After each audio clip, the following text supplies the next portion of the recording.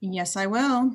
Let me Thank you. just start the YouTube live. Here we go.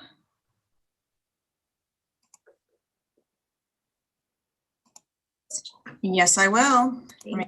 Okay, we are live on YouTube. Senator, you can start reading. Okay, thank you. Mhm. Welcome. I'm Senator James Gray. This is the Senate Election Law and Municipal Affairs Committee. Today we'll be having a public hearing on two Senate bills, Senate Bill 86 and 83. Before we get started, I will read through the checklist to ensure that the meeting we are holding is in compliance with the right to know law. As chair of the Senate Election Law and Municipal Affairs Committee, I find that due to the state of the emergency declared by the governor as a result of the COVID-19 pandemic, and in accordance with the governor's emergency order number 12, pursuant to Executive Order 2020-04 and its extensions, this public body is authorized to meet electronically. Please note that there is no physical location to observe and listen contemporaneously to this meeting, which was authorized pursuant to the governor's emergency order. In accordance with the emergency order, I'm confirming that we are providing public access to the meeting by telephone, with additional access possible by video and other electronic means. We are utilizing Zoom webinar for this electronic meeting. All members of the committee and selected legislative staff have the ability to communicate contemporaneously in this meeting through this platform, and the public has access to contemporaneously watch and listen to the meeting on Zoom and YouTube and via phone by following the directions and links provided on the general court website. We have provided public notice of the necessary information in accordance with the Senate calendar. We are providing a mechanism for the public to alert the public body during this meeting if there are problems with access. If anyone is having problems, please email remotesenate@leg.state.nh.us or call 603-271-6931. In the event that the public is unable to access the meeting, we will adjourn and reschedule. Please note that all votes taken during this meeting shall be done by roll call vote. Finally, let us start the meeting by taking roll call attendance. When each member states their presence, please also state where you are and if anyone else is in the room with you during this meeting, which is required under the right to know law. I shall call the roll. Senator Birdsell. Senator Birdsell is here in my home in Hampstead, and I am alone in the room. My husband is in the office upstairs. Senator Ward. I'm in my home in Stoddard, and I'm alone in the room. Senator Susie. Good morning, Donna Susie here. I am in my home in Manchester and I am alone. And Senator Perkins Quokka. Yes, sir. Good morning, Senator Perkins Quokka. I'm at my home in Portsmouth and I'm alone in this room. And I am James Gray. I'm in my home in Rochester and I'm alone in this room. All right, we've got the required information all taken care of now. The first bill that we have on the docket is 86. Do any of the committee members have anything they want to say before we get to that bill? Seeing none, all right. Senate Bill 86, do we have the prime sponsor, who is, I believe, Senator Khan? Yes, the first sponsor is Senator Khan, and I will bring him in. Senator Khan. Good morning, Mr. Chairman and members of the Election Law and Municipal Affairs Committee. I'm Jay Khan, State Senator in State District 10, representing 15 towns in Cheshire County. I'm here this morning and I want to thank the chairman for his adroit scheduling. for two bills. This one for Senate Bill 86. Senate Bill 86 is an omnibus piece of legislation that incorporates several bills that aim to alter either a planning or a zoning section of statute.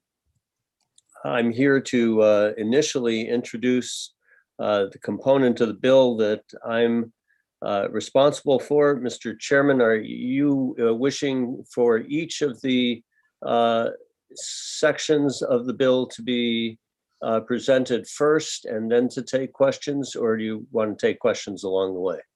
I prefer having the prime sponsors of each of the parts of the bill in order, introducing the bill. And then, since we've only got about 7 people right now on the list that are signed up, we will take the testimony as it comes. At the end. Thank you, Mr. Chairman. So I'll present part one. In part one, it talks about the inspections that take place of approved construction approved by a town planning board, and the kind of inspection that would be jointly the responsibility of the approved contractor, the design partner to that contract, and the planning board's delegation to them to certify that construction was done according to the plan that was approved. So this bill should look familiar to members of the Election Law and Municipal Affairs Committee. It is one that in December of 2019, the committee passed after a compromise amendment was placed in front of you, worked out between the Municipal Association and the Association of Building Contractors. So in December 2019, this passed the committee 5-0 with the amendment that is contained within part one. That bill then passed the Senate on January 8th of 2020. And as it moved over to the House, it never had a hearing. And it was not considered a priority. And so it's never incorporated into one of the amended House bill omnibus bills that then made it through the 2020 session. Both parties still have an interest in seeing this bill enacted. And I believe that you'll hear testimony from the associated building contractors in favor of the bill. And I think if you have testimony being given by the Municipal Association, that they too favor this bill. With that, Mr. President, Mr. Chairman, I think you've seen this before, and I'll wait for additional questions that members of the committee might have. Do any members of the committee have questions for Senator Khan? Thank you. Seeing no, thank you very much. The sponsor of part two is Senator Perkins Quokka. Senator. Thank you, Chair. Good morning. For the record, I am Senator Rebecca Perkins Quokka from Senate District 21. I'm the prime sponsor of Part 2 of SB 86 FN, establishing the New Hampshire Housing and Conservation Planning Program. We all know that across New Hampshire, there's been a well-documented shortage of affordable and workforce housing, an issue I've been working on for well over a decade. One of the most important tools that we need in New Hampshire in order to support development of higher density attractive housing is local planning. And we all know that our municipalities face many mandates and have a lot on their plate. And so the HCPP is a tool that's designed to support them in their work and to encourage growth that fits New Hampshire's principles of conservation. So the HCPP was a very popular but short-lived program from 2007 to 2008. It got wrapped up in tough budget decisions around the Great Recession. but at this point is a refile of last year's SB 638 FN, which was sponsored by Senator Fuller Clark. It was recommended ought to pass in a 5-0 vote from the Senate ED&A committee and was passed by the Senate on a voice vote. However, it was re-referred to interim study by Senate Finance due to concerns over the availability of funding at the time. The LSR would create a 4-phase program to aid cities and towns in working towards their zoning goals for their communities. It's a resource and tool for municipalities, but this year it comes with no budget ask. It is simply an ask to reinstate the program and statute so that in future years, if there's an opportunity, there may be a chance to fund it.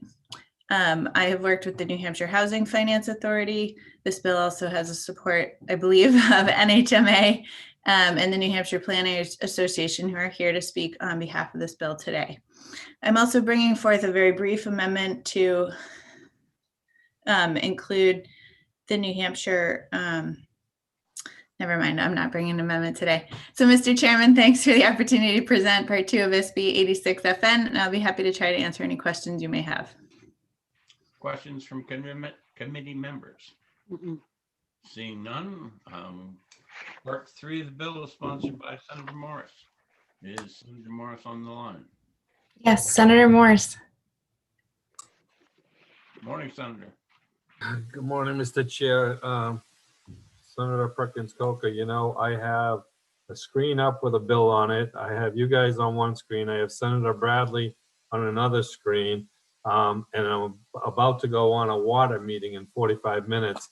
I know most of you like virtual, but my life is crazy. But having said that, again, thank you, Mr. Chair and members of the committee. For the record, I am Senator Chuck Morse. I represent Senate District 22, which includes the towns of Salem, Atkinson, Plastow, and Pelham. This morning, I am pleased to introduce Part 3 of Senate Bill 86, which is relative to prohibiting the installation of certain commercially available heating systems and engaging the services of certain energy providers. This bill is straightforward and very pro-consumer. It supports citizens being able to choose how they want to heat their homes and businesses. It prevents any political subdivision of the state or any local land use board from adopting any measure that prohibits or restricts a person or business's choice when it comes to their heating systems or energy providers.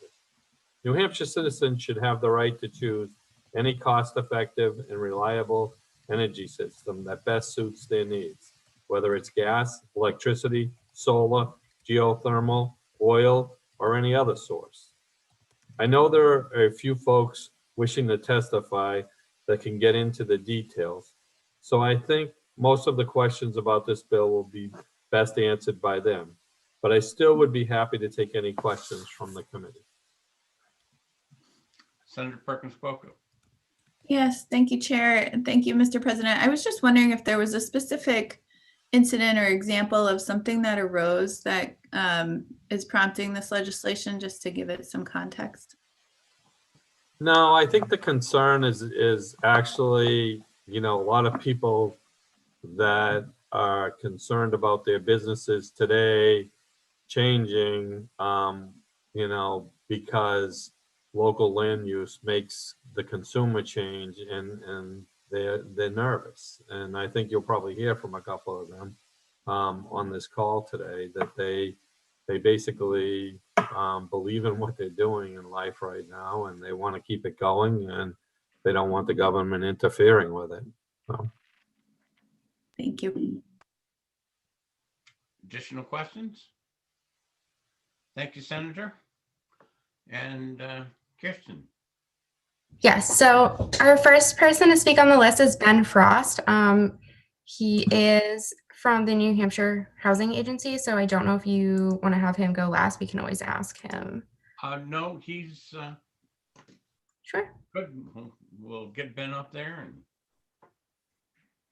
good morning, Mr. Chairman and committee members. It's great to see you all in this virtual environment. I echo what Senator Morse said about craziness. My name is Ben Frost. I'm the Managing Director of Policy and Public Affairs at the New Hampshire Housing Finance Authority, and I'm here to speak in very strong support of Part 2 of Senate Bill 86 with regard to the Housing and Conservation Planning Program. I've submitted a letter to Tricia from our executive director, Dean Kristen, which spells out our support and gives some context to this. And I'll just give and I know time is limited, give you a really short history of this. Back in 2005, I was part of a group that was assembled by the Charitable Foundation that brought together interests of conservation, development, businesses, municipalities, regional planners. There was maybe 15 or 20 of us that met on a regular basis, and we were trying to find common ground between the questions of housing development in particular and conservation.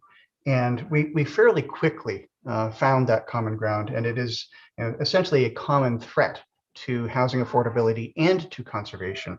And that is the pervasive use of large lot zoning to the exclusion of all other types of housing development at the local level. And we recognize that a solution to this, one, is education, and the Office of Strategic Initiatives is doing a really good job at that, as is the Municipal Association and others.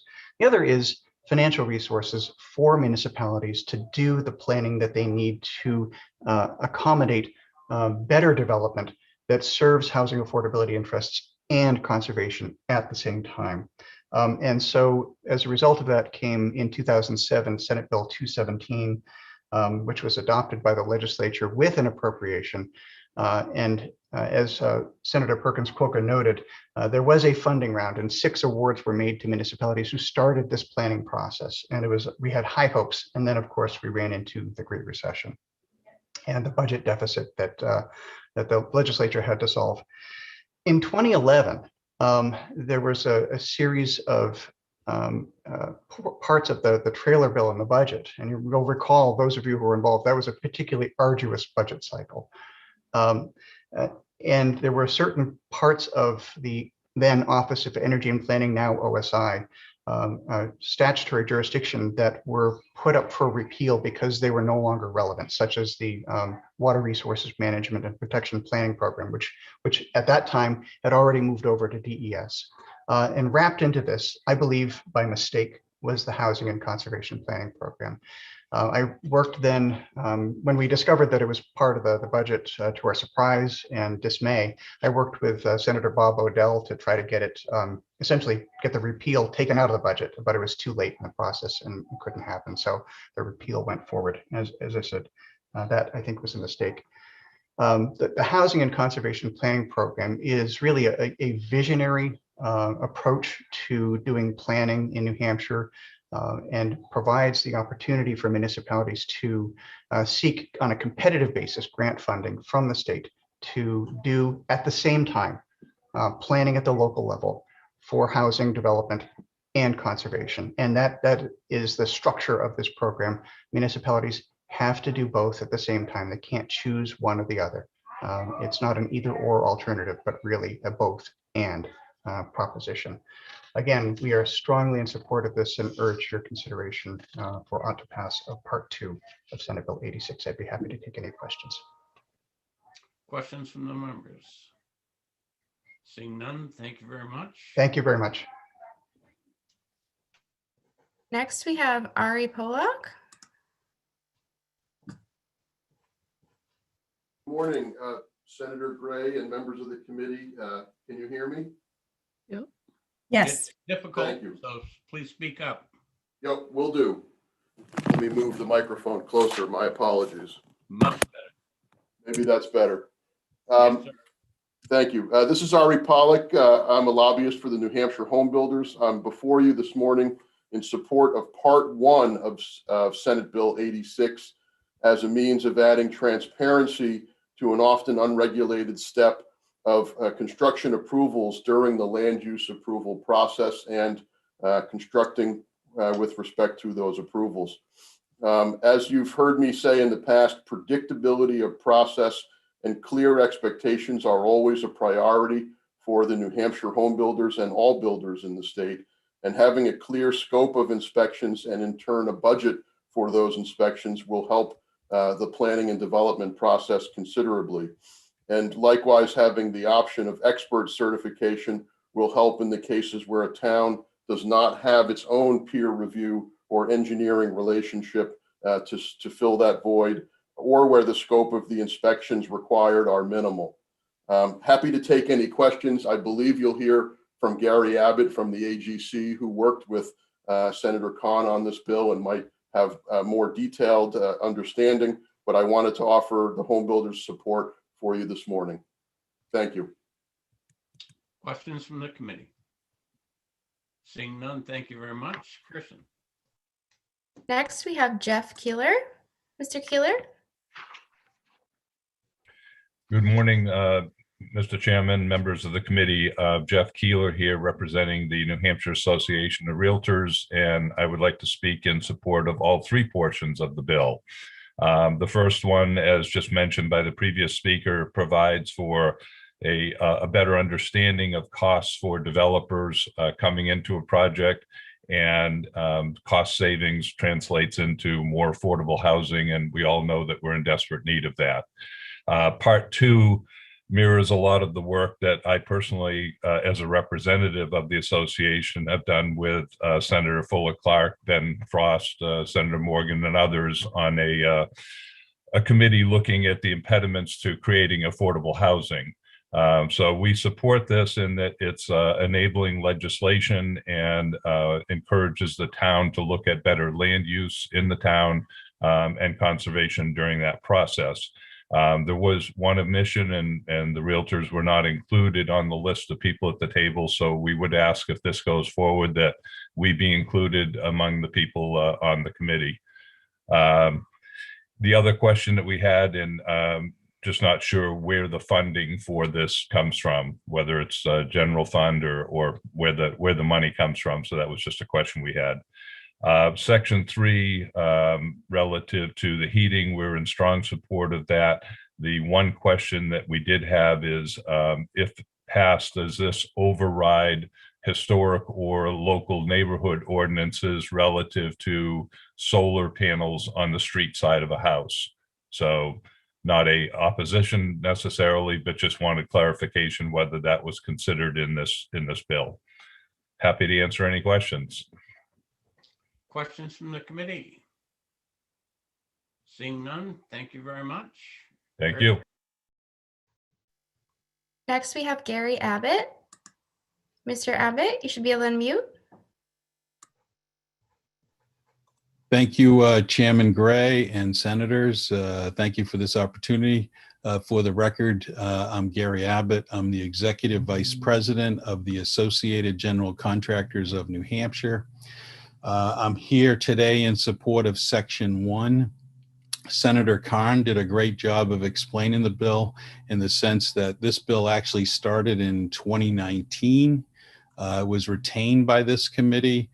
We were able to work out language with the New Hampshire Municipal Association, in which this committee passed the bill on consent calendar. And as Senator Khan said, it went to the House, but we never had a hearing, so it never made it through the process in 2020. The language is exactly the same as it was back in when it passed the Senate. It really does two things. It asks planning boards to develop a scope for the project in consultation with the applicant, which will definitely help make both parties know what their costs are going to be.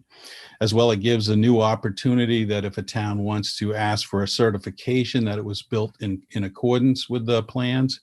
Now, let me just explain too, third-party inspections, there's actually two parts of third-party inspection. There's a process by engineers during the review process before it's permitted. We're talking in this section of the statute, the part in which there's oversight on the actual project being built. So I don't want anybody to be confused of the two sections. They're completely unique. This is so that the contractor and the town can work hand in hand through that process while the site work is being done.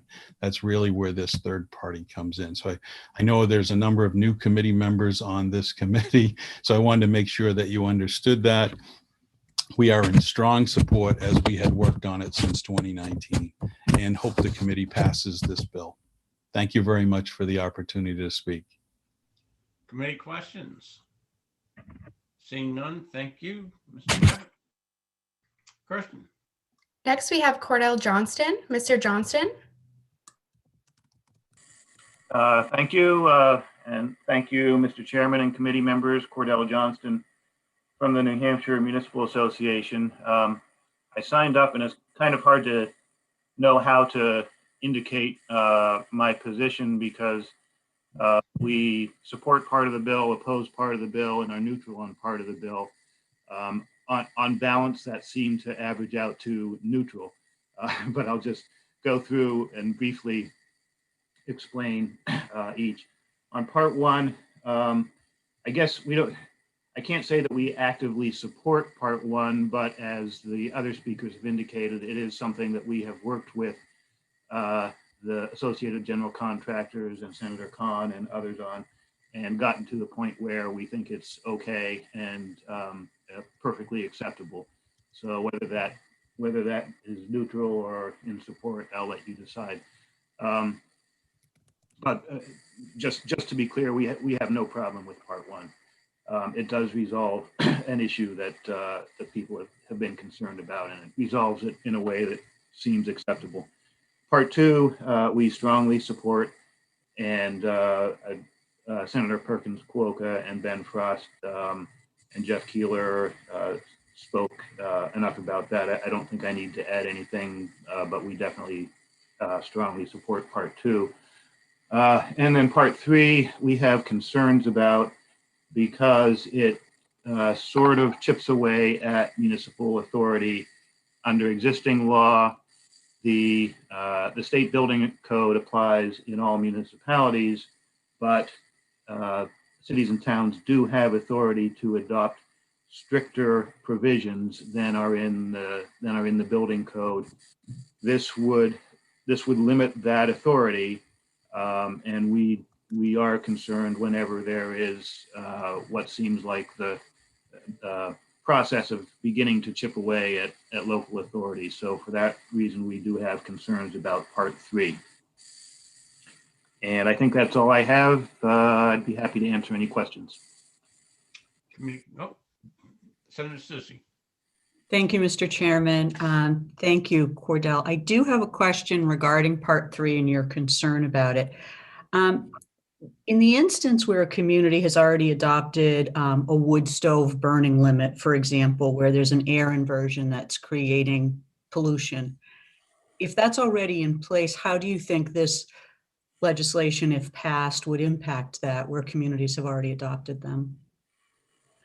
I think that probably would not, I think this probably would not affect that because that's something that's already in effect.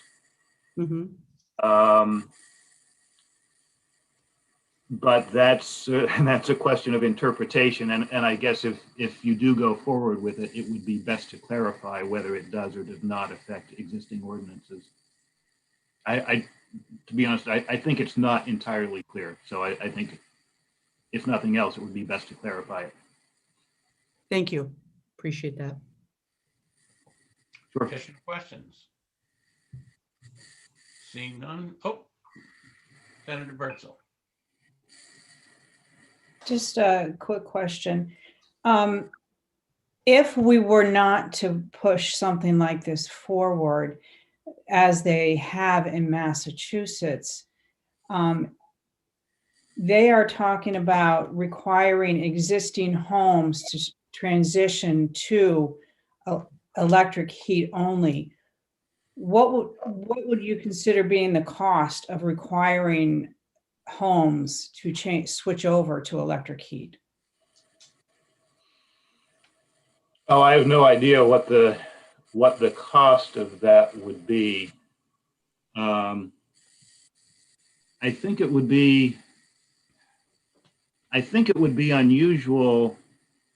I mean, if the town can't come to me now that I own an existing house, it can't come to me and say, I mean, even under existing law, it can't come to me and say, you have to change this. If I want to build, if I'm building a new house, obviously it can control what I do, but it can't come to me and say, you have to add another door, another egress to your house, or you have to make your rooms bigger, or you have to change your heating system. If Massachusetts is requiring existing homes to change their heating systems, I would see that as a bit extreme. And I don't think that under existing law in New Hampshire, municipalities could do that. Thank you. Additional questions? Okay, thank you, Mr. Johnston.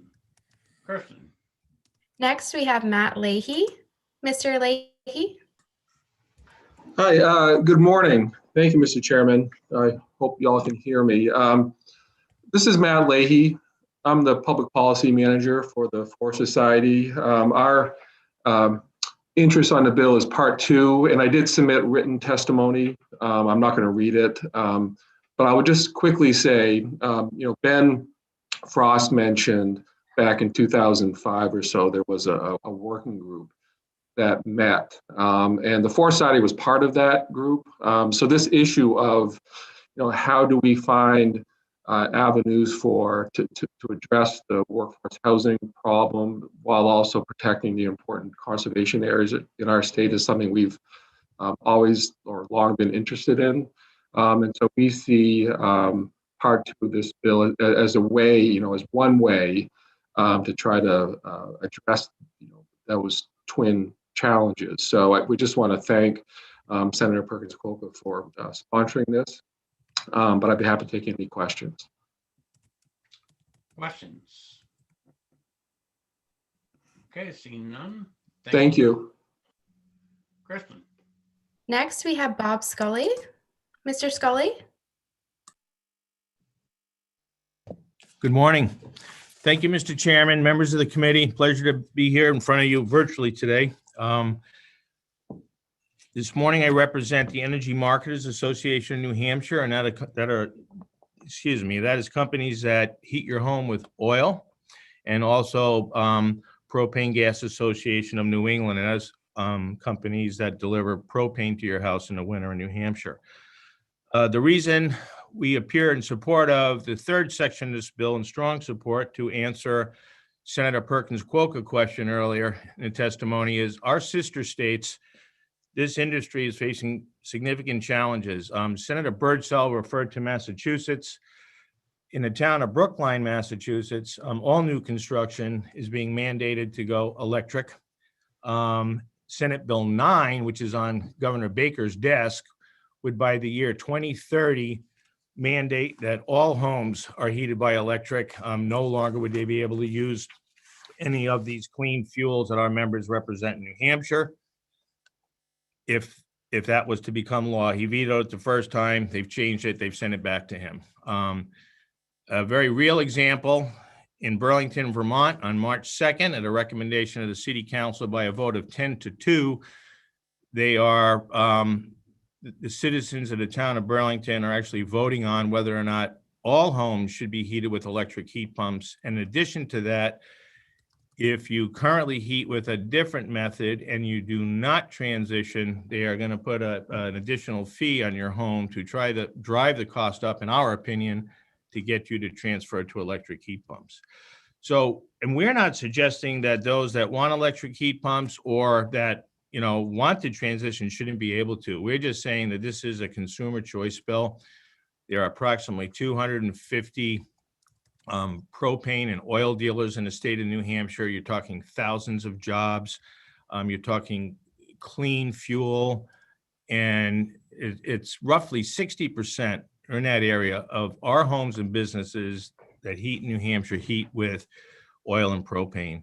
So we've asked for this language here to protect those industries in our state of New Hampshire and the jobs associated with them, and for the homes that heat with them. And we're just saying that the consumer should have the final say. And we do not think, Senator Perkins-Coker, that we've seen anything in the state of New Hampshire yet, but we have seen it in border states, and it's very real. There are companies that are very concerned about family business for 3 generations in Massachusetts and Vermont that are just not going to exist anymore. So that is the cause of the request and the ask for this, because we wanted to be able to keep these jobs, keep folks employed, provide clean, efficient energy to keep the consumers warm and comfortable in the wintertime. And so we would ask the committee to kindly see fit to pass Part 3 if you so choose. And thank you very much. Senator Perkins Coker. Yes, thank you, Chair, and thank you, Bob, for addressing my question. I am very familiar with how well-intentioned requirements can certainly add to the cost of housing and doesn't help us address our affordable and workforce housing needs across the state. But I do wonder if imposing sort of a state level prohibition is the best tool. Are there other vehicles in other states that perhaps have involved more incentive-based programs or something perhaps more nuanced than tying local communities' hands like this? I am unaware of any there. They said the main concern really is when these dealers look at this is their future. They're very concerned. And I guess I can't emphasize that enough with what is going on in particularly our border states to the south and to the west of us. So I am unaware, Senator, if there's any other approaches to get to where we need to go, if I'm understanding your question correctly. So I can't answer that. I'm sorry. Senator Bertzel. Hi, Bob. Thank you for taking my question. I'll ask the question that I asked of Cordell Johnston. In the states that are looking to pass this, like Massachusetts, and they're basically Massachusetts that's looking to mandate it for all homes. Is there a cost? Have they estimated what the cost would for transitioning their heating, and if so, how would this affect everyone, including low-income families? If a current home is configured from either propane or oil to electric heat pumps, if that's your question, then it is our estimate that is about a $20,000 cost to make that transition. Not on new construction, but on existing construction to go from the one to the other. Thank you. You're welcome. Any additional questions? Okay, thank you very much. Thank you, Mr. Chairman, members of the committee. Kristen. Next, we will bring in Kat Borg. Ms. Borg. Thanks so much, Kirsten, and thank you, Mr. Chair and members of the committee. I don't have too much to add after Mr. Scully, so I'll be very brief. For the record, my name is Kat Burke, and I'm the Director of Government Affairs for Unitil, which is an electric and natural gas distribution company here in New Hampshire. We're here to voice our support today for Part 3 of this legislation.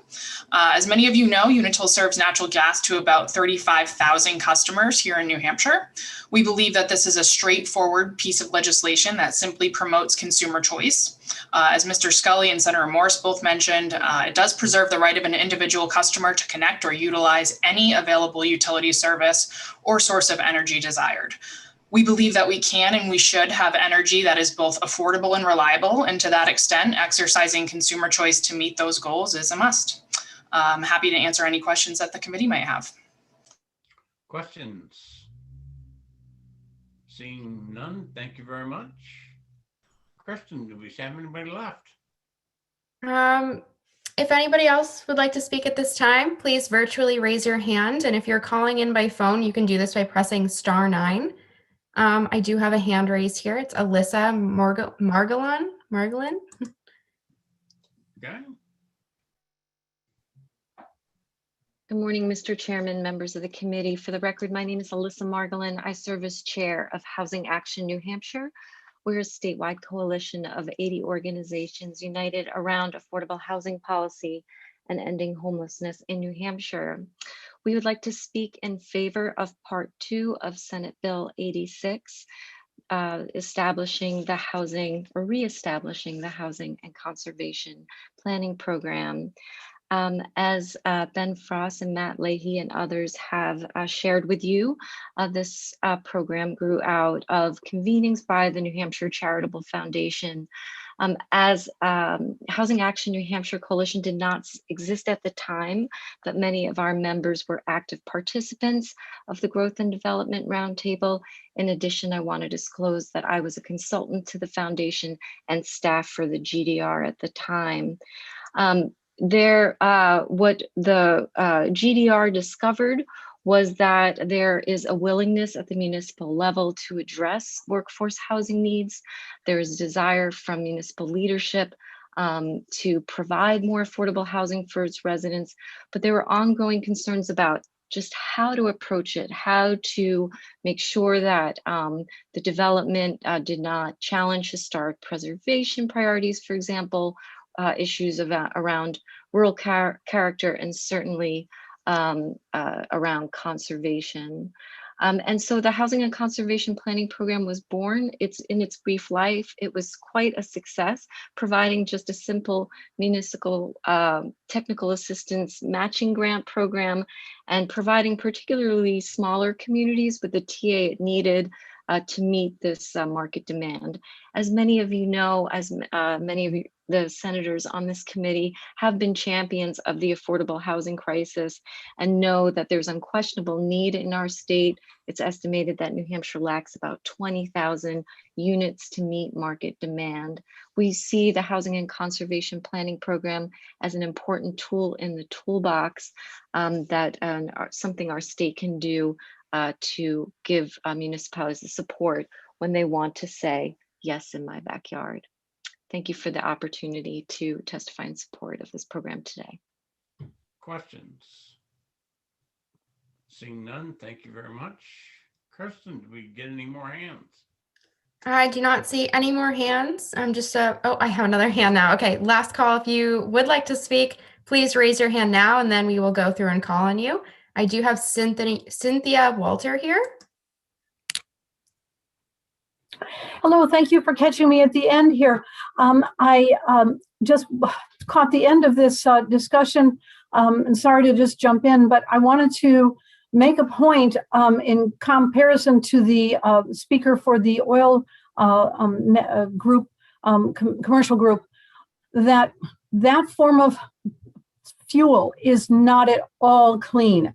As a biologist who studied toxicology and looked at many situations for over 30 years, we know that the substances released from oil burning is not at all good for our communities. And I understand that forcing everyone to have electrification immediately is not a reasonable option, but I wish that this bill could move in the direction of incentives for electrification and not simply be 100% or zero.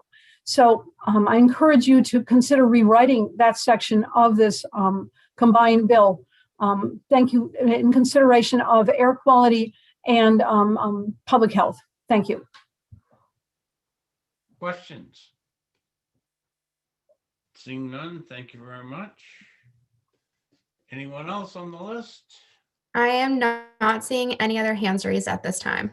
And I close the public hearing on Senate Bill 86 and we'll resume in 83 in just a couple of minutes. Let me get my files closed and the other files open and allow the staff to reset. Thank you.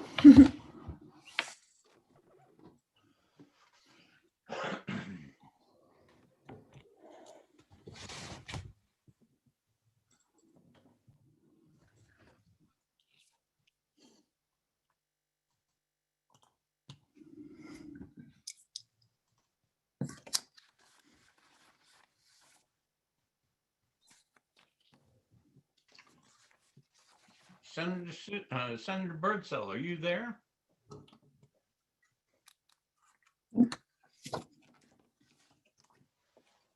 Yes, sorry. I forgot this is your bill. seeing as the prime sponsor needs to testify, I think somebody else needs to run the hearing. I know, I'm sorry.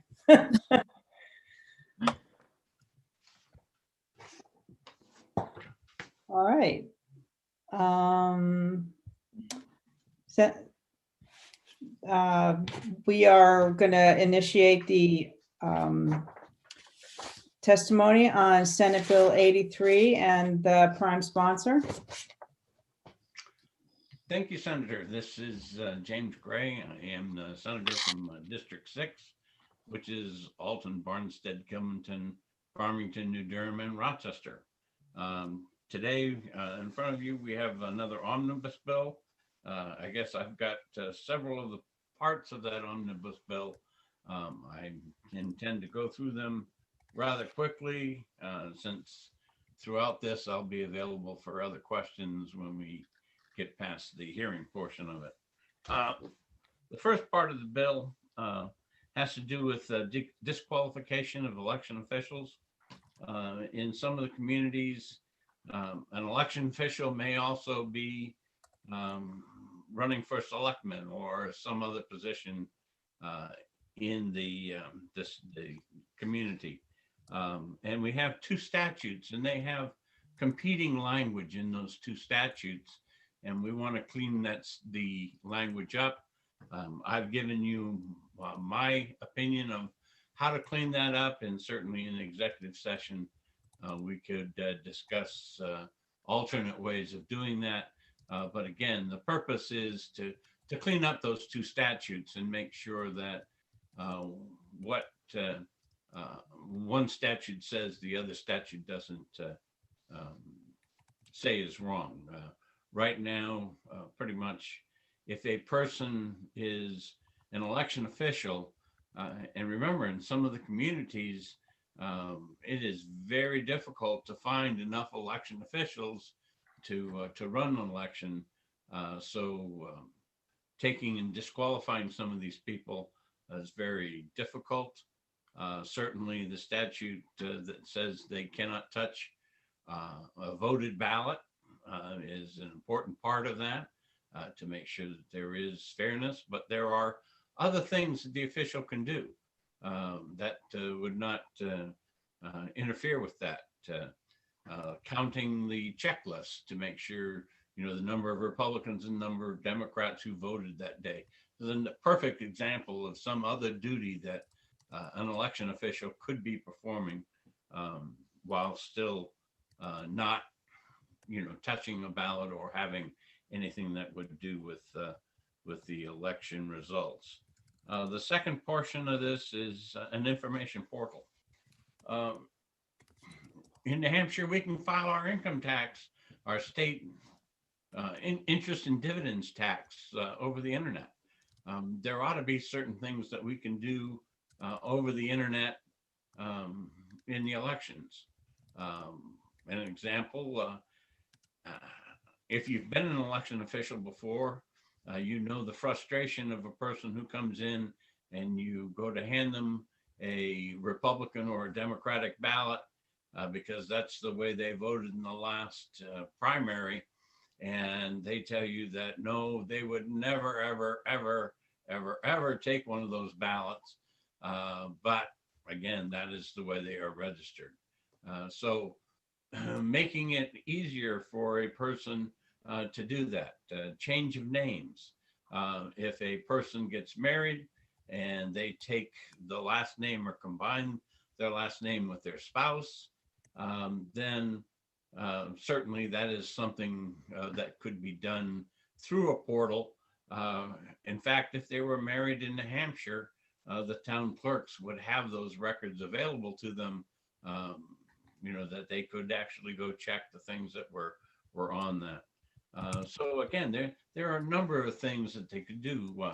Making the application, requesting an absentee voting application. Again, there's, whether we do that through an email, which we accept now in many locations, or do other things that we need to get, into the 21st century here in some of these things and actually take and combine with other portals that are out there in the state and allow certain things to happen through a portal, making it more convenient for our voters. The third part, recount fees. And certainly what I did here in the bill that you have in front of you is I just raised them all. And again, that was done more as a talking point so that the committee can weigh in. It may be that for a very close race, we want to make the recount free. You know, have no charge. That's certainly a possibility. But we also, as we get better and better at counting votes on election day, some of the recounts, if you get up to 3% difference in votes, you know, those fees that we're charging right now nowhere near come close to, you know, what it really costs. So if it's 1%, you know, and right now when we get up to 3%, we do have provisions in there where we can make additional fees, but generally, when an election is recounted, each of the candidate gains a few votes if it was a machine count town. And let me explain that for people who would not understand. If a person, instead of asking for another ballot, puts an X through one of the ovals and then fills in the other one, certainly in a hand count, we would count that as a vote for that oval, which does not have the big X through it. We have seen people circle names instead of filling in ovals. If you were doing a recount, a hand count, you would count that as a vote for those individuals. And in both of those cases, the machine would probably not count that ballot correctly, but a recount would. So we expect both of the candidates to gain a couple of votes, a few votes, but, you know, not a large percentage. So, you know, how can we get there? You know, how can we say that certainly you are eligible to have a recount, but should those fees more accurately reflect the cost of what it takes to pay for that? Currently, we do have provision in the law that says that all your monies will be refunded, or a portion if you move from one category of recount to another. Again, like another good part of the discussion for the executive committee, executive session. And my last portion of this, portion 4, has to do with the itemized statements that are required in law right now. There are people, there is an electronic system that the state has where you can go in and you can put in the information that is required by state law for your donors and for your expenses. And it has it out there, and it makes it very easy for the people who are interested in how you raised and how you spent your money to identify what happened. There are Senate candidates, and it is more likely that a senator in New Hampshire would be actually filing these reports than a House member. When I was in the House, I self-funded all my campaigns, kept the expenses for less than $500, both in the primary and the general election, and therefore did not have to file these reports. But there are people who are running for Senate who are advised by pundits, political people who are saying, oh no, don't use the state system. It's too easy for people to see all of this. And, you know, we don't necessarily want everyone to if they want to see it, yes, they should see it. But going through a lot of those reports, and some of the people on this committee, if you go and look through the reports and actually try to look at the data that's in there, it's unreadable. It is totally unreadable. And certainly, you know, that does not fulfill the spirit of the requirement. I am not one who wants to expand on the financial reports that we have right now. But I do think that the ones that are out there should be observed and should be legible. And that's what this statute does. It says if you're going to submit one of these reports and you're not going to do it on the state system, then you are responsible for it being legible.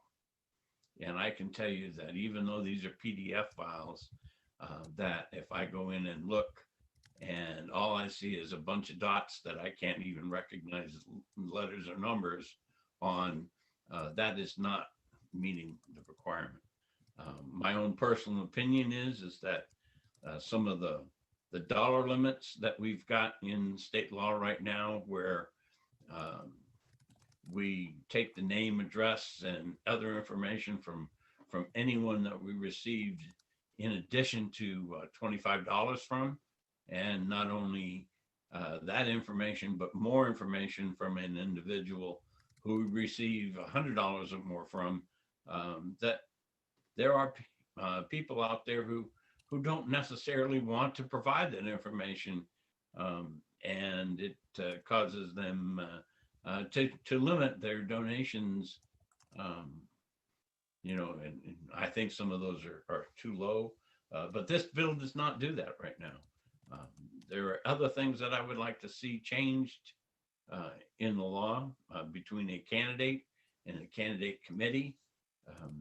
The only thing that's different is one filing date that does not have to be done by a candidate, but does by a candidate committee. And I think that we as a committee ought to look into that into the future, but we can solve this one little part this year. If the committee wants to go further, certainly I'd be open to that, but we can solve this one little part. And that's the information that you are required to provide, that it actually be legible. Can people being able to see it? And I'll leave part 5 to Senator Khan and ask that you give me any question that you want.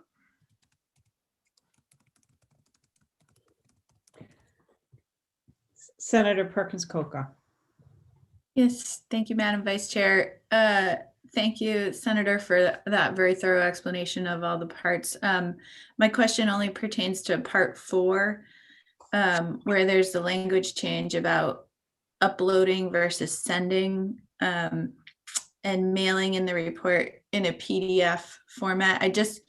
I myself was a little unclear on exactly how one would comply with that. Does the mail need to be received prior to the deadline? And it just sort of how one would send that in a compliant way. So I just wondered if you could talk about the specific language you chose. This is in lines 33 and 34 on page 3 of the bill. One of the things that make the reports that the Secretary is receiving illegible is that if they are sent in by a facsimile.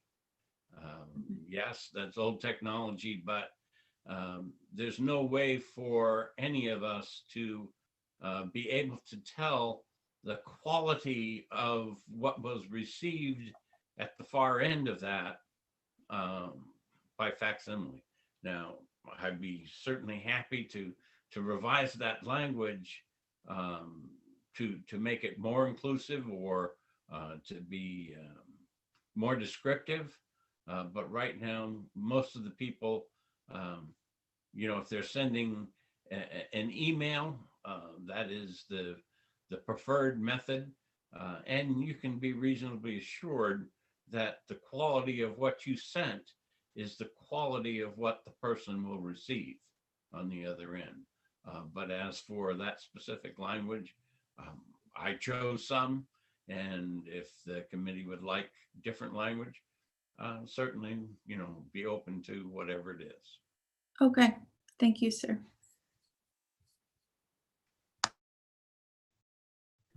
Any other questions from the committee? I just have one question, Senator Gray. Why not just require us to file online? And then it would be sure that all of it was legible. My reason for that would be that just as the technology limits some people from participating, in these things, I didn't want to eliminate, someone from being able to file for candidacy and do the things they needed to do.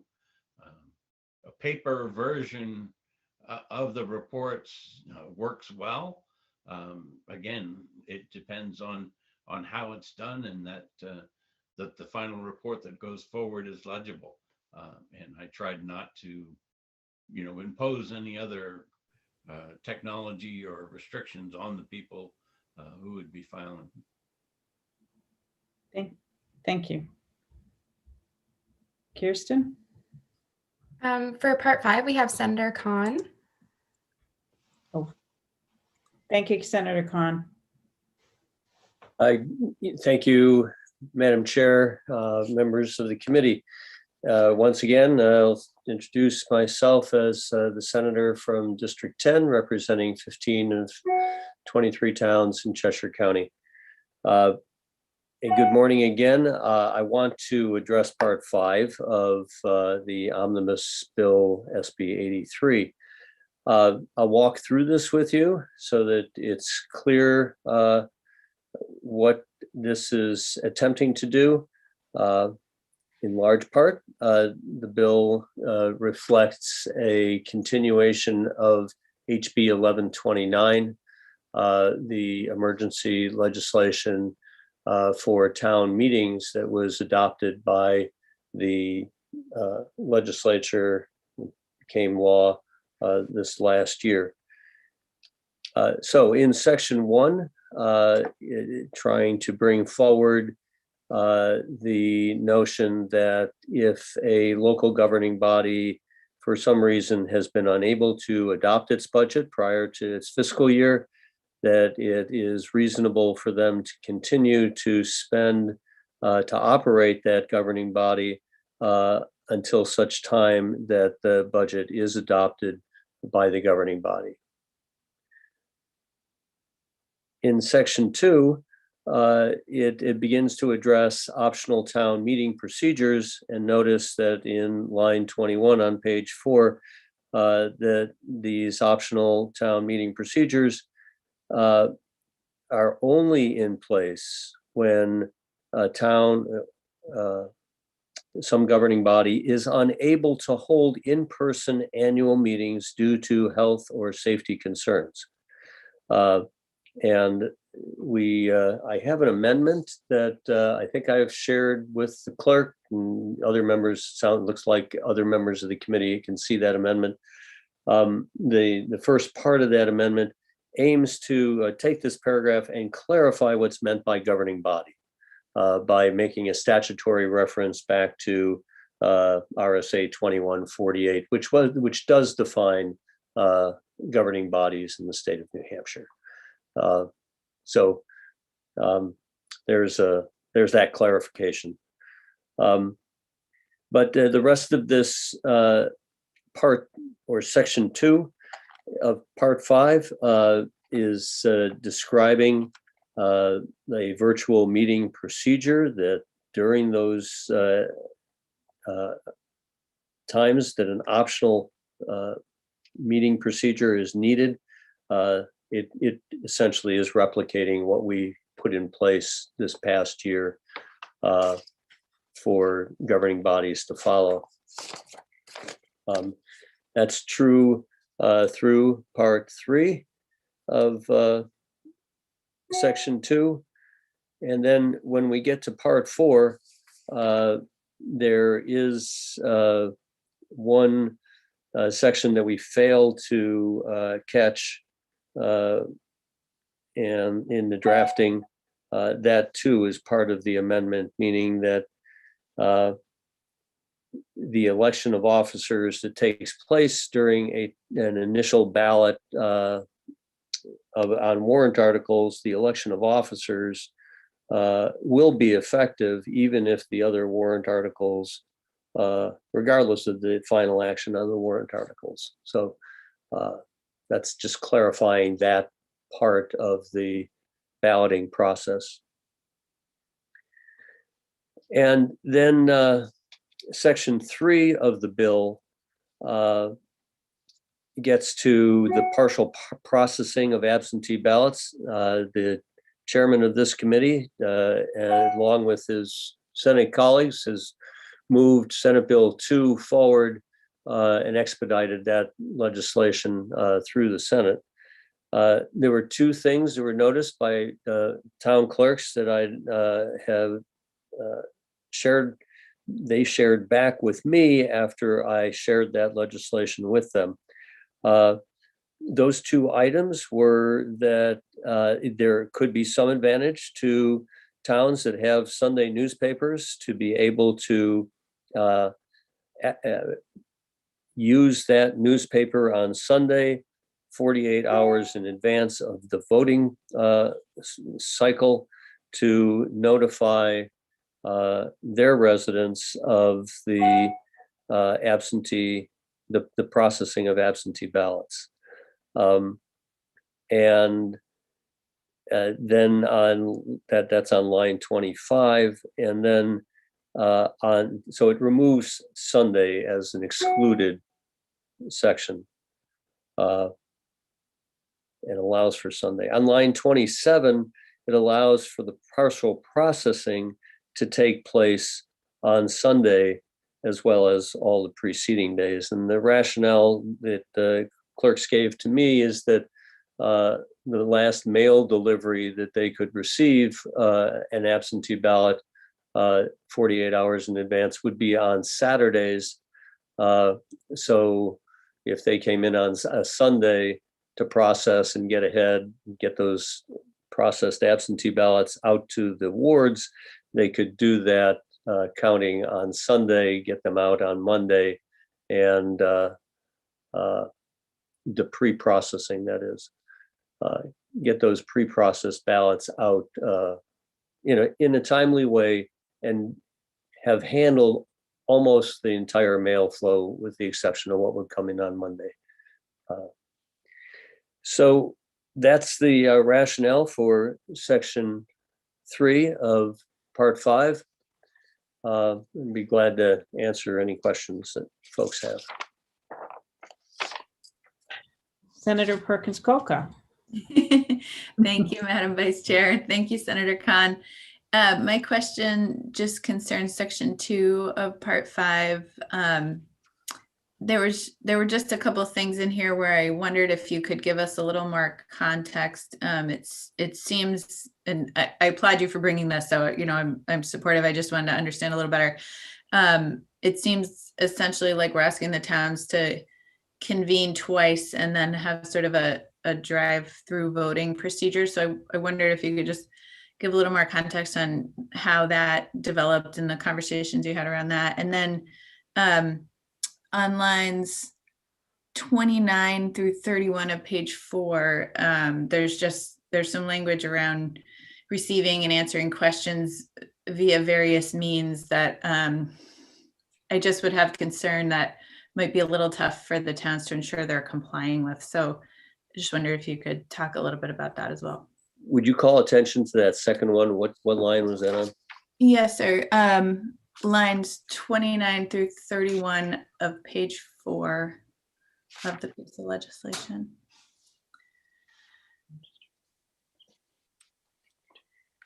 Where it reads, questions and comments from the public shall be solicited and received via electronic mail, voicemail, text message. So I believe that in Section 2, paragraph 1 and 2, these are following what the emergency procedures are under the current guidance from HB 1129 this past year. And what this provides for is the information session to take place in a 1 7-day period with notifications, that virtual meeting take place, and upon adjournment, that the questions and comments that are received from the public after that informational meeting shall be then considered by the governing body and determined how to accommodate those in the articles that go forward for ballot. Okay. Then the final articles would be presented, and then it describes the voting process that takes place, the emergency voting process. Okay, thanks. That's the way that flows.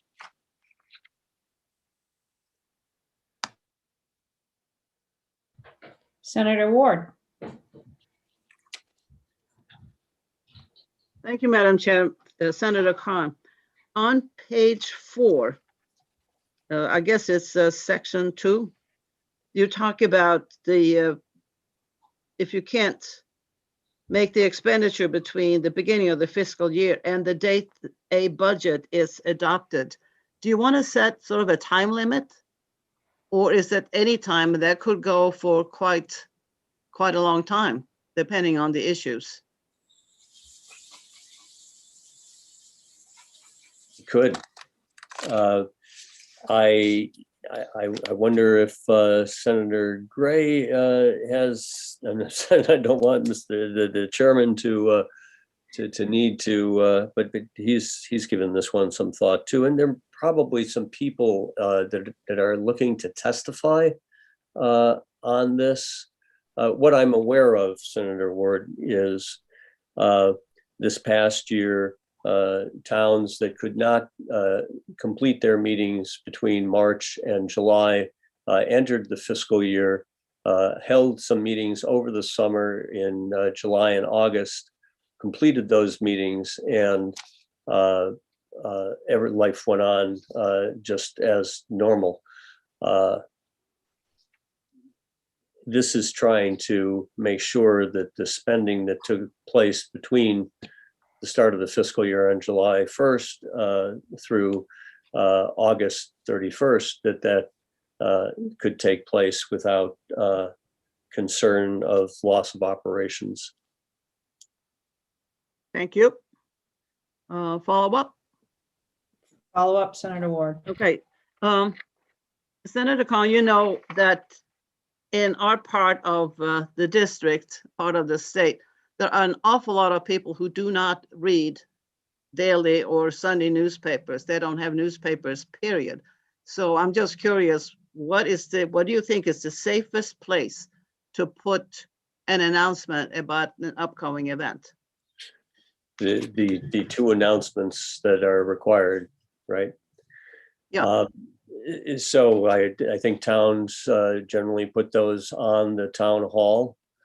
I've seen posters out on roadways, and I think while the town might not immediately have a newspaper that has its name on it, whether that be Nelson, New Hampshire, or wherever, that the closest daily newspaper would be one that would be used. Where this was pointed out to me was that the Union Leader and Concord Monitor are two places where the Sunday newspaper is there. It's available for use of a public notice. It's probably the best read because of the most advertising sections, and that people thought that advertising on Sunday for the towns immediately served in those areas could be very useful. Thank you. Any other questions from the committee? All right. Kirsten, any testimony from the? Yes. First, we'll bring in Liz Tentarelli. Ms. Tentarelli? Thank you. I'm hoping my sound is working this week. Wonderful. Thank you. Regarding part, sorry, I'm just blanking on the part. The part of this bill about the election information portal. My name is Liz Tentarelli. I'm president of the League of Women Voters, and we have been supporting modernizing the election process to make it more accessible to people via electronics. In this case, I think this is a positive move forward. It is not the same as online voter registration, but it moves that process forward. It allows people from the safety and comfort of their homes, and safety in terms of COVID era is important, to do things like change of address and to apply for absentee ballots and so on. So I very much support especially that part of the bill. And I thank Senator Gray, with whom I had conversations last year about this, for pursuing it and including it in this omnibus bill. So thank you very much, and please support that. Thank you, Ms. Tentarelli. Kirsten? Next, we have Cordell Johnston, and then we'll take any hands. So Mr. Johnston. Good morning again, committee members. Cordell Johnston representing the New Hampshire Municipal Association. And we support parts 1 and 5 of the bill. We have no position on parts 2, 3, and 4. Part 1, I think we appreciate the clarification. These laws about who's disqualified from doing what have always kind of confused me. And I guess it's not so much a question of what the answer is, it's just making sure that it's clear. And I think this does help to reconcile those two statutes, and that's a useful clarification. Part 5, as Senator Khan testified, there are several parts to it, 3 sections, and there are 3 different things. Section 1 of Part 5, the expenditures prior to town meeting. Just to be clear, the issue there is most towns, as you know, have their annual meetings in March. Excuse me. And that's when they adopt their budget, even though their fiscal year begins January 1. So they're adopting a budget two and a half months into their fiscal year. So there needs to be a provision, which there is currently in RSA 3213, that says they can make expenditures between the beginning of the fiscal year and the date the budget is adopted. So that existing law is what allows the selectmen to spend money between January 1 and the date of the annual meeting.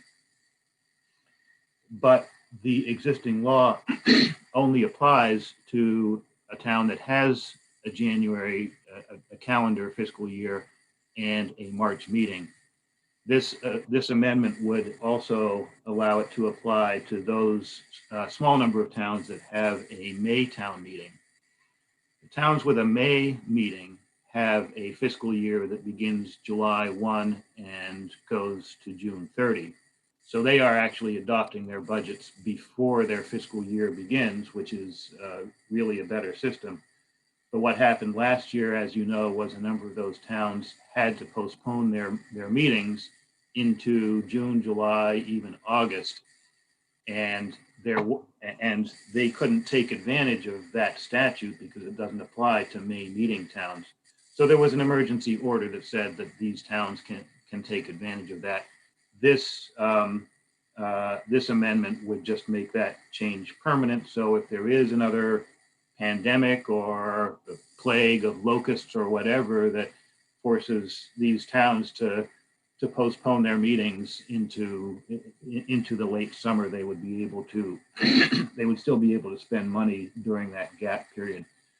To answer Senator Ward's question about is there a date beyond which it can't go or shouldn't go, I think as a practical matter, that would be September 1st, because towns have to provide their adopted budgets to DRA by September 1st in order to have their tax rates set.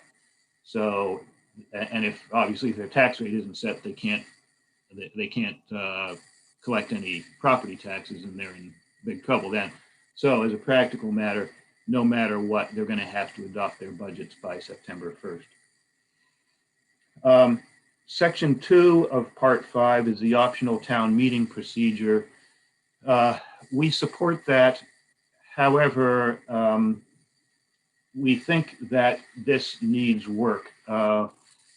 This came out of the problems last year with towns and school districts being able to hold their meetings. This was sort of an improvised process that a couple of school districts came up with the assistance of the Attorney General's office. It worked okay for them, and then it was incorporated into a law for this year, and now a lot of towns and school districts are looking at it. As they do it, there are all kinds of questions that are coming up about how this process works, and the existing and the law that was the temporary law that was adopted last year doesn't answer a lot of those questions. And there are questions like, who presides at the virtual meeting? Is it the moderator or the chair of the selectmen? Does the voting have to occur on a particular day? What are the rules for the live virtual meeting? Is absentee voting permitted? On and on and on. And we keep getting these questions, and we're answering them on the fly with help from the Attorney General's office. But if this is going to go into law permanently, it really would be better if it could address as many of those questions as possible. So we support it, but I hope there can be some time to work on the language to try to answer as many of those questions as we can. And then the last thing, Section 3 of Part 5 is the partial processing of absentee ballots. We support that. That was in Senate Bill 2.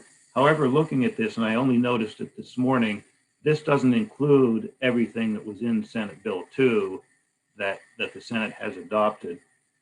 It doesn't include provisions about how the checklist is marked and when challenges are made to the absentee ballots. So I think you have another bill, maybe two. I've lost track. There are several bills about partial processing of absentee ballots, and I think they all need to be reconciled. So I hope we can take a look at that as well. That's all I have, and if anyone has any questions, I'd be happy to answer them. Any questions from the committee? Seeing none, thank you, Cordell. Thank you. Next, we have David Scanlon. Mr. Scanlon, you may unmute. Thank you. Thank you, Madam Chair and members of the committee. I'm David Scanlon, Deputy Secretary of State, and I just have a couple of brief comments on a couple of sections in the bill. First one under Part 4, which is the part dealing with campaign finance reports. On line 33, a section that Senator Perkins-Quokka mentioned earlier, I think it would be helpful if we left the word uploading in there and maybe had that section read by uploading to the electronic campaign finance system or sending the report, because we want people to file electronically if they can. The language that's in this bill seems to imply that it should just be sent in the form of a PDF document. And so we want to make sure that people still use the campaign finance system and hopefully encourage that use, but also allow for filing legible reports if they're not going to use the electronic system. In addition to requiring it being maybe emailed to the Secretary of State in a PDF format, it might be a good idea to include a minimum font size, because that's one of the main problems we have with reports that are filed with us is, that they use a font size that is, I think, -2 sometimes. It's so small that you need a magnifying glass to read it. And so if we put a minimum standard in there, like 10 font or something, that would be a big help. And then moving to section 5 of the bill, on line 21, where it says due to health or safety concerns, talks about implementing these procedures in the case of an emergency. We would prefer to see that language maybe a bit more defined and stronger, because what this process does is it removes the opportunity for townspeople, the people participating in a meeting, to vote on the amendments being presented on warrant articles. It gives that authority or that responsibility to the governing body, the same body that makes the decision to go to this format. And so I think it's important that it just be clarified that this process would be put in place if there was a real emergency, and really should be a last resort process, because we don't want to remove the right and the opportunity of the people that make up the meeting to be the ones that actually participate in it. And so with that, Madam Chair, I'd be happy to answer any questions. Any questions from the committee? Senator Susie. Thank you, Madam Chair, and thank you, Deputy Secretary Scanlon. The reports that are filed by paper with your office, the campaign finance reports referring to section 4, is it your office that scans those and puts them on the website electronically? Yes, there are two options. One is that any candidate can use our electronic system, and they can keep an Excel spreadsheet at home, and then they can upload that when it comes time to file their reports directly to the online system. Candidates that want to file their paper forms can either mail them to us, they can hand deliver them, they can fax them, or they can email an attachment. As Senator Gray mentioned, the emails that we receive with a scanned copy of the report are actually pretty legible. It's the ones that are filed by fax or submitted on paper with either a font size that's too small or handwriting that is illegible that give us problems. When we receive them, we scan them into our system, onto our website, so they can be viewed. But we don't correct them, we put them up as received.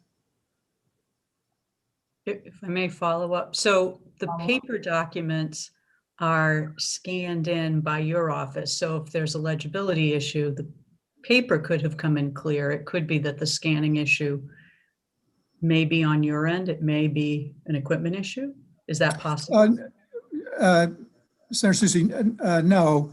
We find that scanning does a good job of reproducing the copy that we received.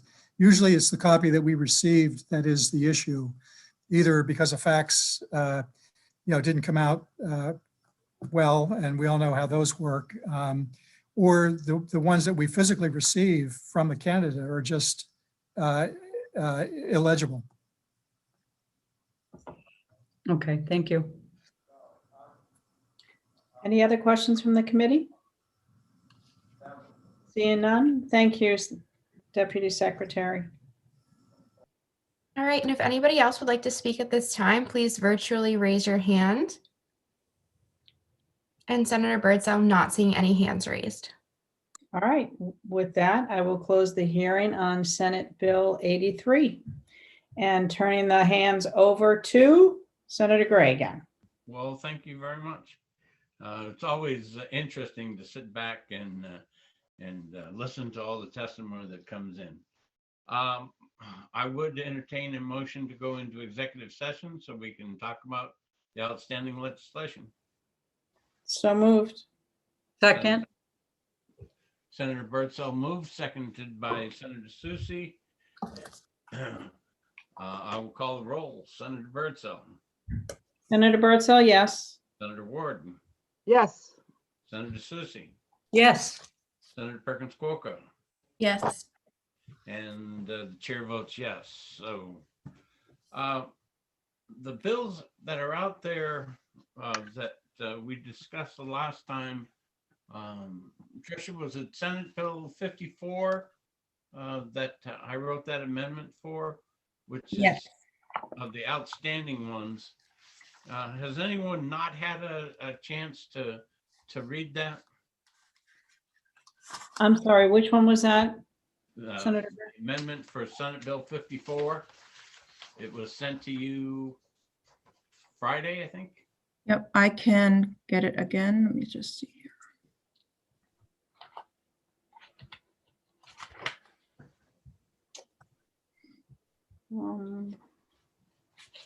Well, while you're trying to get it, Do you want me to pull it up on the screen, Senator? if you would. This was written as a replace all amendment. There was lots of testimony about the difficulty of trying to take a picture and send that picture on.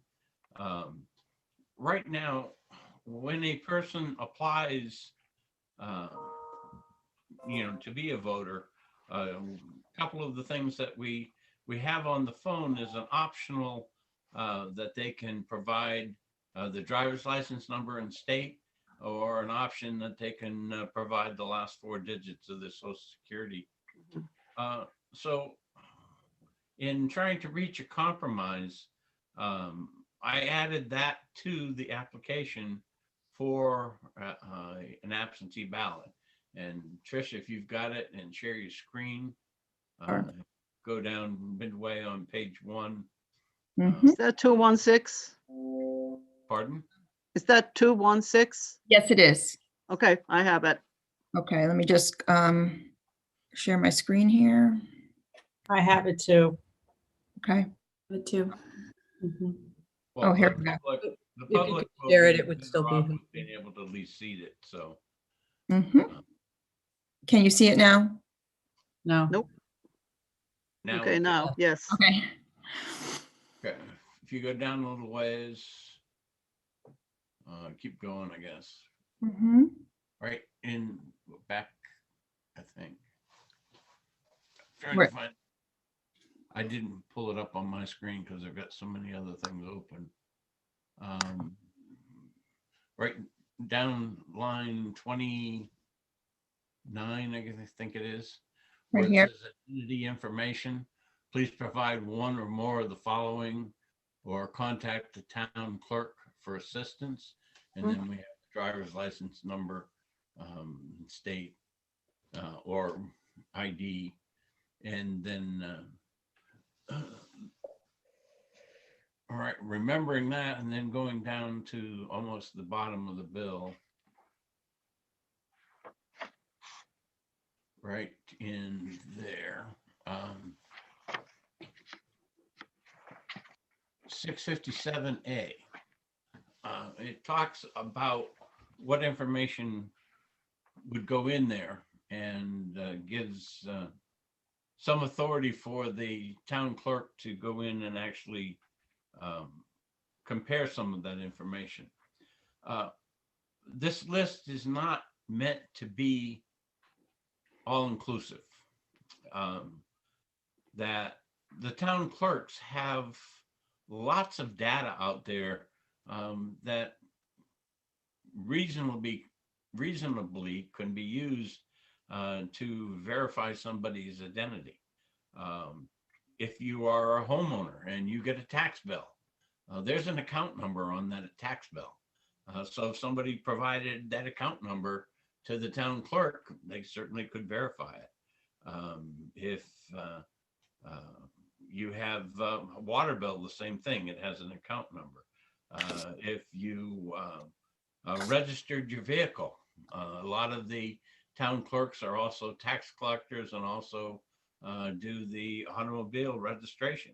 If you can identify the exact dollar figure, I mean, there's a multitude of information that the Secretary of State can train individuals on that give me, a reasonable amount of confidence that that someone, is who they say they are.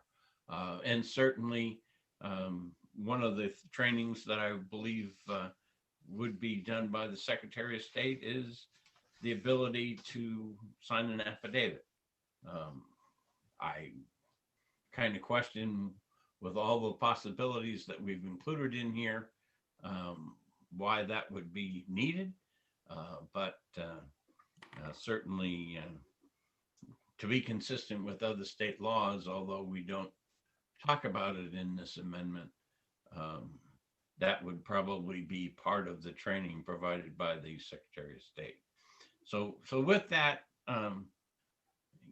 want comments from committee members on, is this the way you want to go? Is this the way you don't want to go?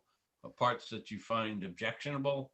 Again, we're trying to make that balance between people providing some kind of identity information and keeping our elections pure.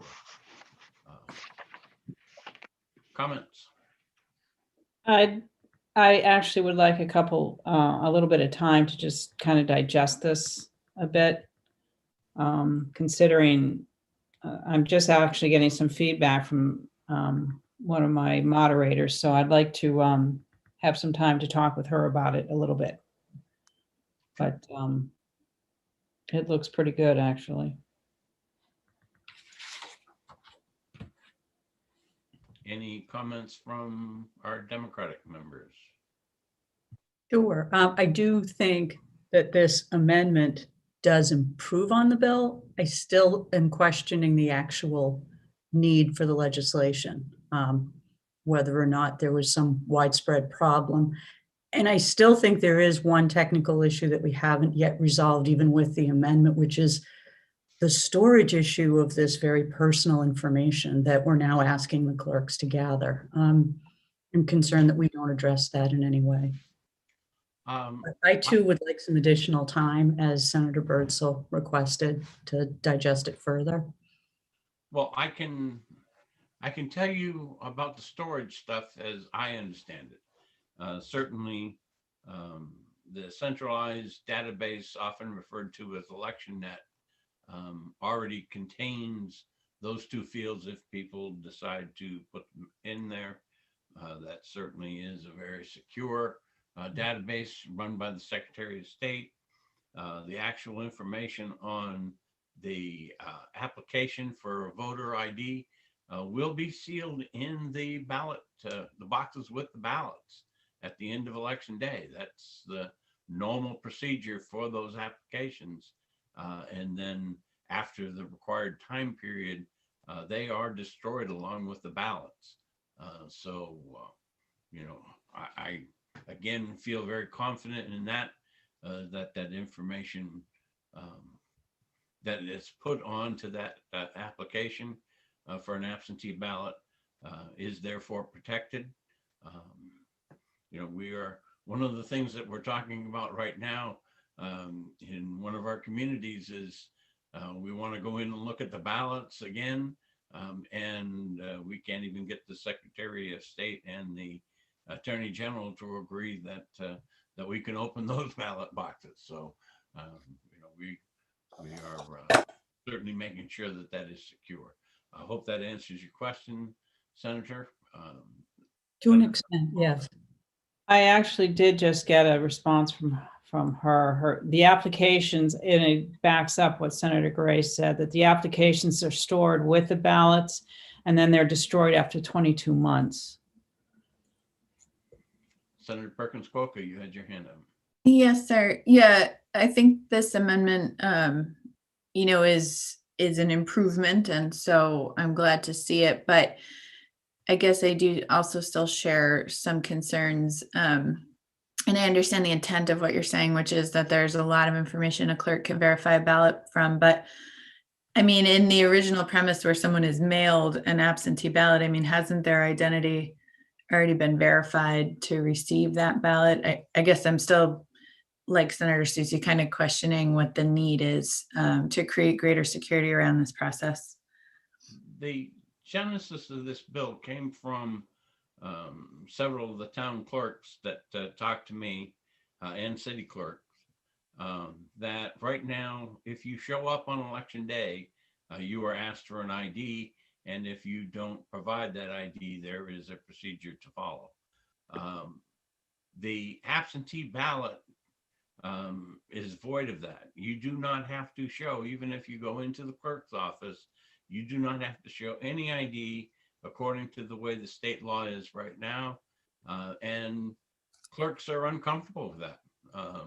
You know, that big disparity between having to show an ID or having your picture taken or whatever the prescription is, and an absentee ballot where you don't have to provide any information at all. And so, again, I believe that the original legislation went too far. I think that we are trying to make sure that laws that we change, that we don't disadvantage people who have a difficult time. Therefore, you know, Social Security number, the last 4 digits. That to me, you know, is information. I mean, even, you know, my grandchildren, when they were 5 and 6 months old, and they were going to be included on their parents' income tax forms, had to have a Social Security number. So that's certainly some information that most people know and understand. They may not have a voter ID. They may not have a driver's license. And if they have other information that can be verified, say they're living at a shelter, and if they were to provide the name and address of somebody on the shelter, just as we had in our previous bill, SB3, that talks about people registering within the last 30 days before an election, there are provisions in there that, you know, how they can prove their identity. Again, we're not trying to make it onerous on anyone. We're not trying to exclude any valid voter. We're just saying that if you vote in person, you have to show an ID. If you vote by absentee, there should be some identity information that you provide to give some indication that you are who you say you are. Yeah, I mean, I guess, and thank you for that explanation. I appreciate it. I mean, I guess I would continue to point to the fact that each person has to sign this, you know, saying that it's a true statement, which is equivalent to signing an affidavit, you know, if you didn't have an ID when you went to check in for voting. So, you know, in my experience, people take their signatures very seriously, and I'm certainly comforted by the fact that they need to sign these. And I guess I don't see the need for additional information, but I do appreciate the explanation. Thank you. All right, any other questions or comments on this one? Okay, so that's the only one that I had where the actions were going forward. Will Senate Bill 46, Senator Perkins Cuoco, you're still working on an amendment? No, sir, I do have the amendment ready for today. The committee, I think, should have received it on Friday. And I'm happy to review that with the group. But essentially, after extensive conversation with many parties, I think we have agreed language here, and that the intent is, you know, to hopefully provide more clarity to cities and towns that we will be transitioning to this electronic poll book technology, but also to respectfully defer to make sure that the Secretary of State has time to verify each part of that process as we go through. And so I don't know if Deputy Scanlon is still with us and might want to answer any questions for the committee, but he, you know, essentially here we added language to make sure that the devices could be approved in part, and the intent around that was that towns and cities are able to move forward with using them for voter check-in, perhaps earlier in time than the Secretary of State's going to be comfortable using them for voter registration. And registration obviously links into our online voter rolls. And so, it makes sense that that should be a more comprehensive process. That said, I think there's strong support for having these available, for municipal elections this fall so that they're not used for the first time in 2022. So I believe after back and forth, we've got this worded in the way that everybody is happy with, but I'd be happy to answer further questions from the committee on it. Okay, I have to confess that if that is in my email, which it probably is, that I either overlooked reviewing it the way I should or whatever. So I'm certainly interested in reading it again and working on it before we take action. I can't see the whole gallery view, so if anyone has any questions, just speak up. Any additional questions, Senator Ward? Yeah, I have an amendment here that is labeled 0035. And it did not look like what I was just seeing on the screen. I believe that is the older one. Yeah, that's the one that I have in my folder too. And, Okay. and I have to admit, I don't That remember. could be my fault. I can send them out again. I put them in the folders in the OneDrive, but I will. Yeah, I will. I gotta get used to this OneDrive. I'm trying to save you guys emails, but I will send them to them. What's okay? Tricia? Yes. What is the amendment number? It is 0233S. And I can send it right now to everybody.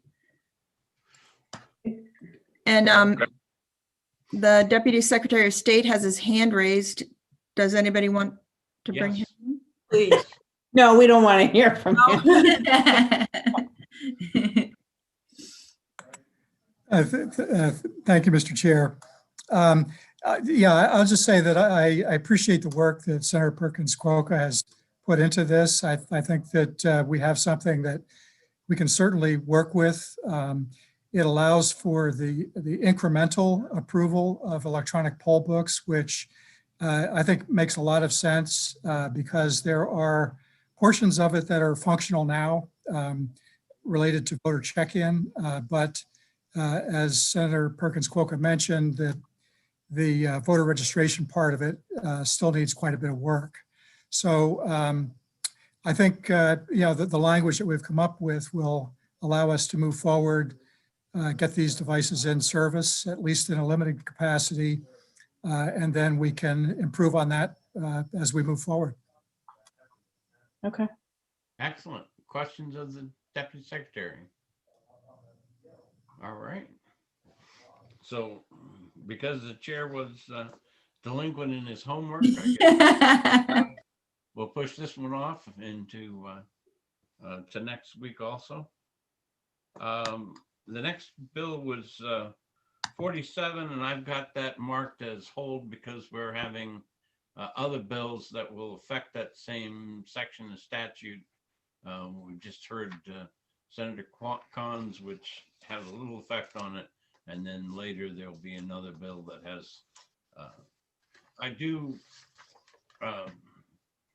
think that one of the things that's in those bills is the possibility of divorcing the opening of the outer envelope from what we're calling pre-processing of the absentee ballots. Opening of that outer envelope is key to being able to review those signatures and curing any fault in those signatures. And right now, as is the case sometimes, that we receive ballots that when you open the outer envelope, the ballot and everything else is just all thrown in there, not inside of the inner envelope or whatever. And again, what the remedy for that is that for the clerk to put that ballot into the inner envelope, seal it up, and then preserve it. Well, the moderator would probably be the one that was doing it at that point. But again, there is the possibility of divorcing those two actions and not having it, giving a greater period of time for someone to cure a signature problem, whether they didn't sign the affidavit, printed one, signed the other, used a different name, or someone was assisting them, did it without signing the assistance information. So just keep that in mind as you go through, that there's a lot of competing issues out there in Senate Bill, and we'll go forward from there. Questions or concerns about any of that? Okay. Senate Bill 52. The story about Nashua, and I don't know whether it was clear in the testimony or not, but Nashua's charter change was done in like 97. There was a change to the statute that helped, and one of the communities was Manchester. So Senator Susie may have additional information on this that I don't have. That was in 2011. Nashua changed a portion of their charter in 2000, I believe it was 15, dealing with one of the two paragraphs that are in there, and there was a lawsuit, and the Supreme Court found that their charter change was deficient to what the law is. And so I have asked the Senate's attorney to tell me whether or not, first, would it be legal for us to go in and do what the bill has, and whether or not there are other legal issues that I should be informing you about, or he should be informing you about in this. When is a law final? And certainly we're all interested in judges who legislate from the bench and change the intent of laws, or presumably do that. But we also don't want to, in my opinion, overrule the judicial system, which is doing its job and interpreting what we wrote.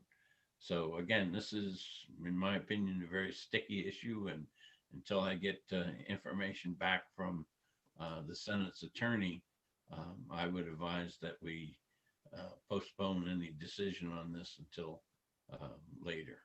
Comments from anyone on the committee? Don't mind waiting, if that's your preference, Mr. Chairman. As do I. All right. So we will wait then. 83, we just heard. Sounds like even the best of us want a couple of at least the words changed in there. And so we'll work on some of the language, especially from the testimony of the Deputy Secretary. It is certainly the words that were in there, and says other acceptable forms. Certainly a paper copy that is legible was one of those. But again, we will try to see. I will take that one on as writing it, since it deals with the information I put forward. Section 5 of the bill, again, goes into things that we did in Senate Bill 2 as the whole Senate and not on this particular committee. It also goes into the same things that we were talking about in Senate Bill 47, and we'll hear later in one of the other bills. Certainly that's going to take some very clever word crafting to make all of those things come out right. So stand by as we get closer to the date. We may have some meetings that go quite a long time discussing the issues in there. So unless somebody else has anything to say about 83, we move along. I guess I'm not ready to do 84 yet either. Is there anybody that wants to talk about 84 that provided the posting?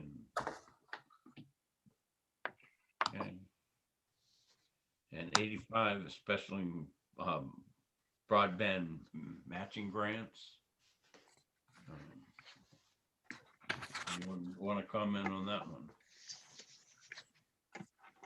I thought, Mr. Chairman, there was potentially going to be an amendment to that one. I could be mistaken. I thought Senator Bradley and Senator Khan may be. Yeah, I don't think we have one yet. Let me just look real quick.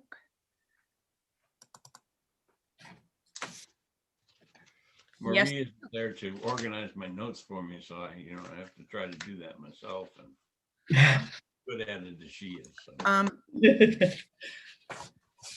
There are amendments. I will send them to you right now.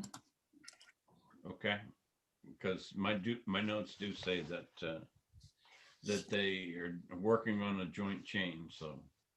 Okay, I have two separate ones. Let me just get them here for you.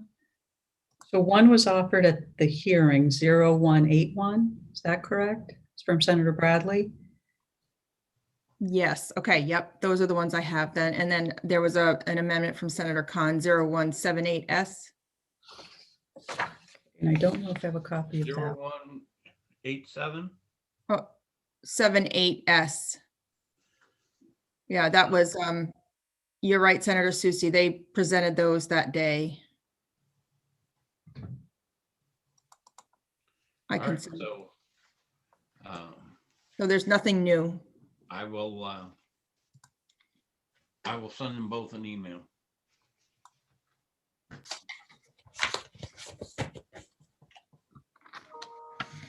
Okay, 86, we also heard today.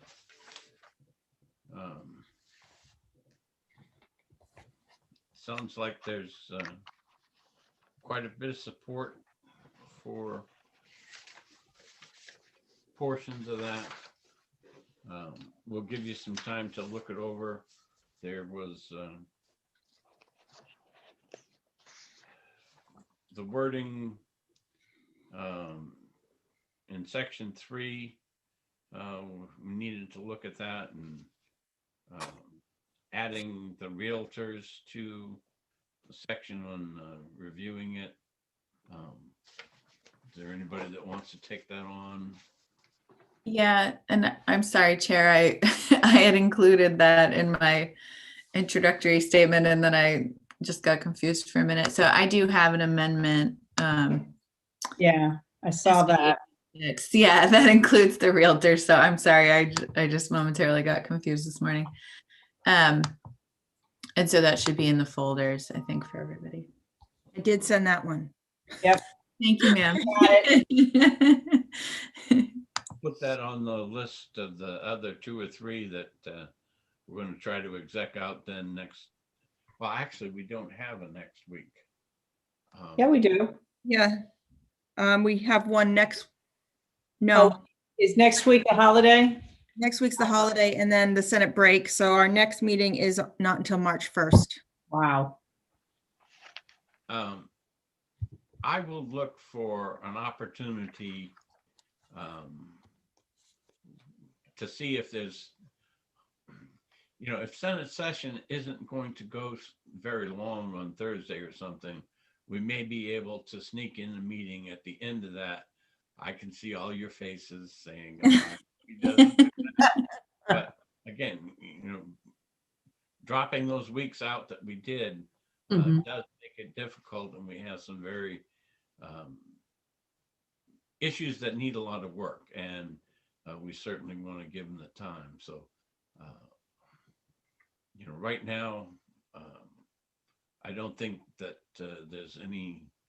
I think that this calendar for this Thursday is quite full, but we can look at the calendar for the next Thursday because we're not adding anything to it, or some other time that might be able to get us that extra meeting, because we may need it to make sure we don't have many FN bills, but some of the omnibus bills are FNs, and we need to get them done and get them out. So, Yes, all right. if you want, look for a time to schedule an executive session. Yeah, that would be, if we can. Next week, okay. And the 88 goes along with the other broadband bill. So I guess I don't have anything that we're actually going to take a vote on today. I am trying to make sure that we can keep these discussions going, and that you all feel free to offer your concerns about any of the bills and talk to them. Questions? So I have a question. I asked, I think the town administrator of, I think Benton, because I got something back from him, and the paragraph was like half what it had been before. So I asked him if he had dropped it on purpose, and he said, "Oh no, this is the way he thought it should be." And he had eliminated all the stuff about primary things, about the time to expect an RSV, what is it? 1 month instead of 30 days instead of 2 months. He also said that he would send something to Tricia for the whole committee. Now, has he sent anything to you? No. What is his name again, Senator? Nick somebody. That was on 88. Yeah. I don't have anything new from him. Okay. Well, he said, I said, I'm going to send something to the whole committee also. And I said, great. Because he really, he cut so much out of it that I'm sort of uncomfortable. Okay. But that was his note. I have amendment requests. I'm just looking here. That he sent to the committee. This January 31st. Yeah, but I spoke with him before that. Yeah, there was changes to the broadband. I will send this right here and see. Town administrator, town of Bristol, New Hampshire. And his name is? I got it, Nicholas Coates. Yep. All right, hold on. And I communicated with him on February 1st and 2nd. So he said at that point that he was going to send something to the whole committee. Okay, so this one, all right, I'm gonna look here.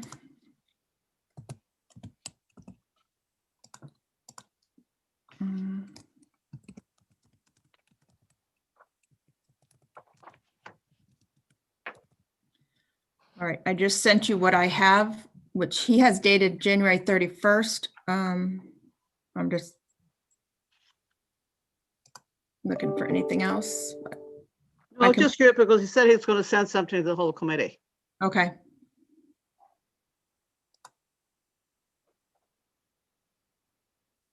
You want me to pull it up and see if it's different than what? Than what I have? Yeah.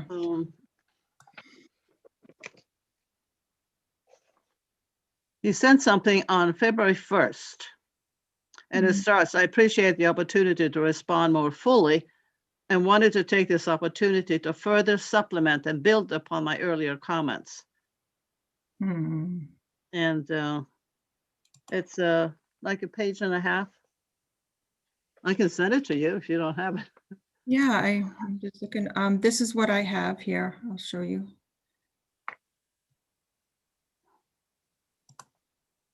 It has things marked in red. Nope.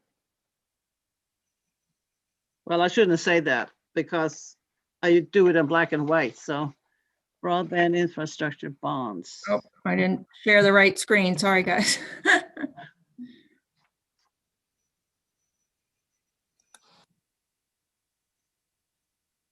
Do you see that one? Yeah, I see the original letter. This is just an email. Okay. So this is not what you're talking about. Okay. No, no.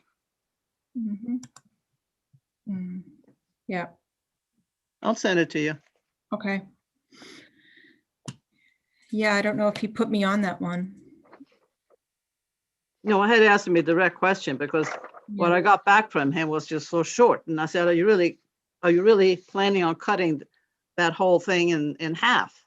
And he said, yes. And they gave me all kinds of reasons because he felt a lot of the things were just totally unnecessary. So, we talked about the importance of having the address for these installations, of cutting down from 2 months to 30 days, and that was nothing. That was just cut out totally. So I'll send this to you. Okay, thank you.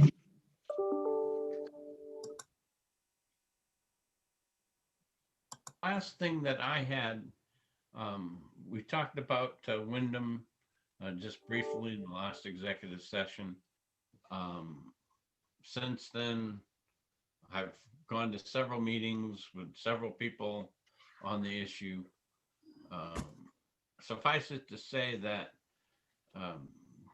the law is not as clear as I would like it about the Attorney General's ability to investigate discrepancies or other situations. So I'm looking at putting together a few paragraphs, and I just want to paraphrase them to you now. Would get added to one of the bills that we've either already done with a separate hearing on it or included in one of the other ones. But first of all, it talks about counting all of the cast ballots. Okay. Right now, we can't count ballots for candidate A, B, C, D, how many there are, plus any write-ins, but we don't do anything with the blanks. And having that number of blanks in addition to the candidates allows a person to compare that with the number of voters who came through. So if in the case of some of the things that have happened over the last 20 years, a particular box of ballots did not get sent from the community to the Secretary of State, or there was some confusion other than that, having that count of blanks and being able to reconcile those numbers would allow you to make sure that every ballot was counted and that no ballots were counted twice or whatever. The other things that were in there under the Ballot Law Commission, if we added something that said, when in the opinion of the Ballot Law Commission, a significant unexplained discrepancy exists between the election results reported by the moderator and the recount conducted per RSA 660, the result of an audit by the secretary, or creditable information, the commission may request the Attorney General to investigate. Again, clear authority for them to go do request that investigation. And it could be, like I say, the difference in a recount. It could be an audit. We're looking at being able to do these audits. Well, if they can't do anything with the audit results, what good did it do to do the audit? Or if there's other creditable information, since we don't know what that is, you've got to use words like that to enable things to go on in the future. Under the Attorney General, I was looking at modifying 666.8, adding the words, the Attorney General shall report the results of investigations conducted per 665.6.3, which is that paragraph I read to you just now, to the Ballot Law Commission, Secretary of State, and to the chairs of the House and Senate committees with jurisdiction, again, so that we would be formally informed. And then to 666.13, adding in there, right now they have the ability, if directed by the Attorney General, to go get ballots. But it would say that they can also get them from the Secretary of State's office, because if you've done a recount, the Secretary of State would be the one who has custody of those. And then adding to the last part of that, and they may conduct inspections of the ballot as the investigation requires. So clear that they could go in and actually look at the ballots. So think about those. If you have additional questions, I suggest you either send them to me or, for Senator Perkins Quokka and Senator Susie, you guys can get together and talk about it also. But again, looking at making sure that if there is something that causes the Ballot Law Commission to believe that we need to look into the reasons why that there are provisions in the statutes that allow the proper authorities to go do that. Any comments on any of that from committee members? I hate to ask you this, but can you just kind of bullet point what we're looking at, you want us to look at? Because again, this will come to you as an amendment. Oh, okay. And again, it's all around that same thing that we've talked about with the audits. We talked about those in one of the prior bills. Certainly it could be put into that bill or other bills, but right now, unless there is a mechanism to actually carry out some kind of investigation, then it didn't do us any good to do the audit. Right now in Wyndham, we've got 4 candidates that gained about 300 votes each in the recount, and 1 candidate who lost 100 votes in the recount. There are many out there that believe that should be investigated, at least to find out whether or not we could do that or not. Certainly that could be done by running a large number of ballots through one of the machines or all of the machines. That could be done by the way that we conducted that test of the recount procedure, by getting a high-speed scanner and running all the ballots through that. It could be done by other means. But right now, there are no ballots that I can run through that machine that are election day ballots, because the blanks that were never handed out, the ballots that everything is all sealed up in the boxes, and it would take a court order to go do that. And without some kind of indication that there was some kind of fraud or whatever, that may be difficult to get that court order to go do that. Again, all I'm trying to do is write this enabling legislation, and remember that the ballots are not subject to RSA 91A. So yes, we would probably want to report the results of any count or audit or whatever we did, but this would not include an inspection of those ballots by the public, because that's the way it is, unless we change the law. And I don't believe that should be done, but you know. Senator, you look like you want to say something. Yeah, I think the idea of granting the ballot law commission authority to do some type of investigation, even to go so far as to allow them to re-examine the ballots, might make some sense in this case. I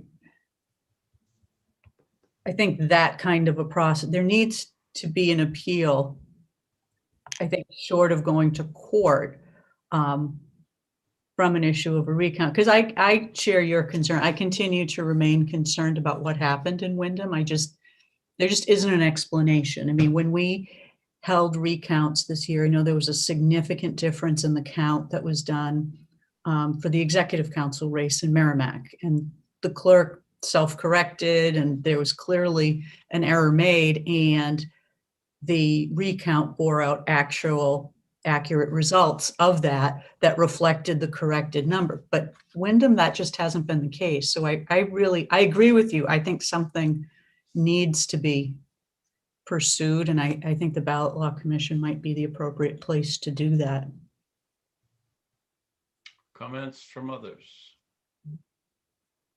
All right. With that, yes, ma'am. Sorry, I just had a couple of things. I just emailed all of you. I had emailed Nick Coates to make sure we had the correct changes that he wanted. So I just emailed you what he just sent me. So that should be the current changes for SB 88 that he was thinking of, Senator Ward. And then I will email any amendment I get and put it in the folder for this next week or two so that everybody's on the same page. And next week, I will talk to Josh to see if we can schedule an executive session. All right. Okay. I just want to, okay. I'm done. Thank you. All right. With that, I would take a motion to come out of executive session. So moved. Second. Got a motion and a second to come out of executive session. I'll call the roll. Senator Birdsall. Birdsall, yes. Senator Ward. Yes. Senator Susie. Yes. Senator Perkins Coca. Yes. And the chair votes yes. I would take a motion to adjourn. So moved. Second. Have a motion and a second to adjourn. Senator Birdsall. Yes. Senator Ward. Yes. Senator Susie. Yes. Senator Perkins Coca. Yes. And the chair votes yes. We are adjourned. Thank you all. Thank you. Thank you, everyone. Have a good day, guys.